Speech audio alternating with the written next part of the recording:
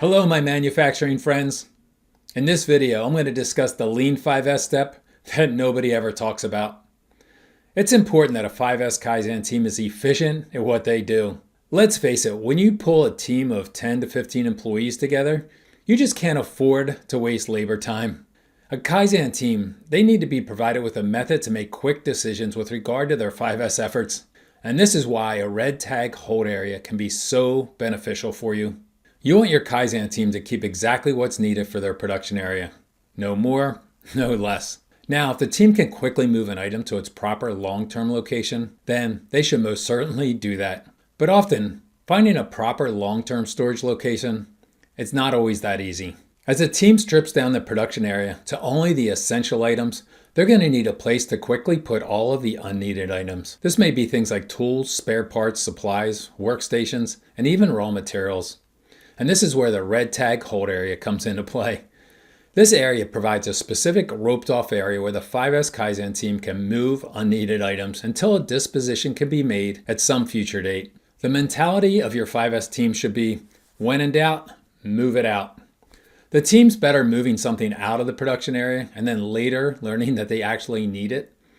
Being overly aggressive during a sorting operation is a much better scenario than keeping a bunch of unneeded items that are going to be obstacles to your efficiency. Now let's talk about how to effectively manage a red tag hold area. Number one, it starts with good communication. Let everybody in your plant know what a red tag hold area is and what it's not. It is a temporary storage location for the Kaizen team. It is not a scrap heap or a place for a shopping spree. It's a good idea to post a placard explaining this.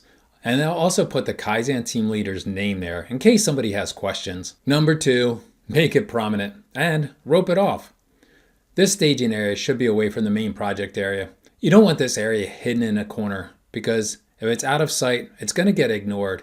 And then all you did was move a problem from one place in your plant to another. Number three, document it. The Kaizen leader should have a written inventory of all the items in the area, and you should keep track of these items for disposition. Number four, get help. Shortly after the Kaizen event, the Kaizen leader should email out a list of all the items that are stored in the red tag hold area, and then ask people for help.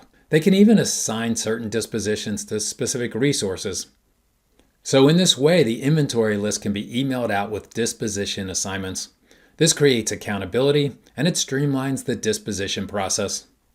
Number five, have a blind auction. You may not find a business need for every item in the red tag hold area, but these items, they could still have some value. In these cases, selling things on eBay or another auction site, it may be an option for you. However, many plants find that selling items on eBay is too cumbersome and distracting for the business. And it's usually simpler just to have an employee-only blind auction process. A 5S red tag area is a great tool to use during a Lean 5S event.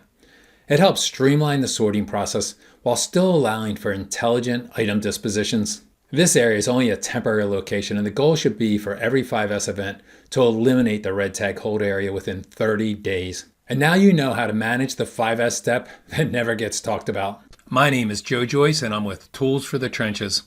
If you work in manufacturing, then visit us, follow us, and subscribe to thrive.